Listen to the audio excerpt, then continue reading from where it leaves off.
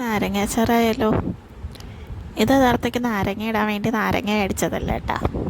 ഇത് മേടിച്ചത് 2 ദിവസം കൊണ്ട് എനിക്ക് വയ്യായിരുന്നു. അപ്പോൾ ഇച്ചിരി നാരങ്ങ വെള്ളം കുടിക്കാമെന്ന് പറഞ്ഞ് ഞാൻ ചെന്ന് മേടിച്ചതാണ്. എങ്ങനെയാണ് ഒരു 2 നാരങ്ങ തരാൻ കടക്കാരനോട് പറയണമെന്ന് വിചാരിച്ച് ഒരു 20 രൂപയ്ക്ക് അങ്ങ് മേടിച്ചപ്പോൾ കിട്ടിയതാണ്. ബാക്കി കൊണ്ടങ്ങ് വെച്ച് കഴിഞ്ഞാൽ അതവിടെ ഇരുന്ന് ഇല്ലാതെയായിപ്പോവും. ആരും തുടത്തുമില്ല, അതിൻ്റെ കാര്യങ്ങൾ മറന്നു. അപ്പം ഞാൻ വിചാരിച്ചു ഇതിനെ അങ്ങ് അച്ചാറിട്ട് വയ്ക്കാമെന്ന്. അച്ചാറിട്ടാൽ എല്ലാവരും കഴിക്കുകയും ചെയ്യും. അപ്പോൾ ഇത് ഇത്തിരി നേരം ഇട്ട് വയ്ക്കുന്ന ഒരു പാട് മാത്രമേ ഉള്ളൂ.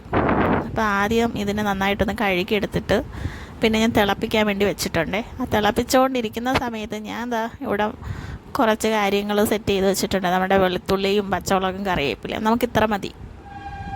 ഞാൻ നാരങ്ങ അച്ചാർ വയ്ക്കുമ്പം അതിൽ ഇഞ്ചി ഇടാറില്ല കേട്ടോ. ഇടുന്നവർക്ക് ഇടാം, ഞാൻ ഇടാറില്ല. അപ്പോൾ അടുപ്പത്ത് ഇച്ചിരി എണ്ണ ഒഴിച്ചു കൊടുത്തിട്ടുണ്ട്. അപ്പോൾ എണ്ണ അച്ചാറിനായതുകൊണ്ട് കുറച്ച് കൂടുതൽ അങ്ങ് ഒഴിച്ചു വെച്ചിരുന്ന നാരങ്ങ നന്നായിട്ട് തിളച്ച് വന്നപ്പം ഞാൻ അതിനെ അങ്ങ് മുറിച്ച് ചെറിയ കഷ്ണങ്ങളാക്കി അങ്ങ് വെച്ചിട്ടുണ്ട്. അടുപ്പത്ത് എണ്ണ ചൂടായി വന്നപ്പോൾ അതിലേക്ക് കടുക്, ഉലുവ, നമ്മുടെ വെളുത്തുള്ളി, പച്ചമുളക് ഇത് ഇത്രയും അങ്ങ് ഇട്ട് കൊടുത്ത് നന്നായിട്ടൊന്ന് മൂപ്പിച്ചെടുക്കുക. അതവിടെ ഇരുന്ന് വെന്തോട്ടെ. നമുക്കപ്പോൾ പൊടികളങ്ങ് ഇട്ട് കൊടുക്കണം. അപ്പോൾ അതിന് മുന്നേ ആയിട്ട് ഇച്ചിരി കറിവേപ്പില ഞാൻ ഇട്ട് കൊടുക്കുന്നുണ്ട്. ഞാൻ ഈ അച്ചാർ ഇടുമ്പോൾ കുറച്ച് തണ്ട് കറിവേപ്പില അങ്ങ് ഇട്ട് വയ്ക്കും. അപ്പം അതും ഇട്ട് കൊടുത്ത് പൊടികളൊക്കെ ഇട്ട് കൊടുക്കും. പൊടികളായിട്ട് ഉള്ളത് മുളക് പൊടി, കായപ്പൊടി, ഉലുവാപ്പൊടി ഇത്രയും ചേർത്ത് കൊടുക്കുക. കാശ്മീരി മുളക് പൊടിയാണ് ഞാൻ ഇവിടെ എടുത്തിരിക്കുന്നത് കേട്ടോ.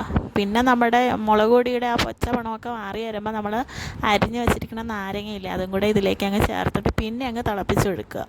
പിന്നെ ഇതിൻ്റെ കൂടെ നമുക്ക് സൂർക്ക ഒഴിച്ചു കൊടുക്കുക, അതായത് നമ്മുടെ വിനാഗിരി ഒഴിച്ചു കൊടുക്കുക. നാരങ്ങ ആയതുകൊണ്ട് തന്നെ അതിൻ്റെ ആ കയ്പ്പ് രസം മാറാനായിട്ട് ഇച്ചിരി ഞാൻ ടീസ്പൂണായിട്ട് പഞ്ചസാര ഇട്ട് ചേർത്ത് കൊടുക്കുന്നുണ്ട്. എന്നിട്ട് നന്നായിട്ടൊന്ന് ഇളക്കി യോജിപ്പിച്ച് കൊടുക്കാം.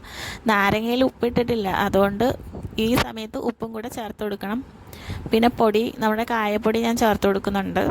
പിന്നെ ഈ എണ്ണ അതിൽ ഇരുന്ന് ഇതങ്ങ് ഊറി അതിലങ്ങ് പിടിക്കും കേട്ടോ, തണുത്ത് കഴിയുമ്പോഴത്തേക്ക്. അപ്പോൾ ഇന്നത്തെ വീഡിയോ ഇത്രയും.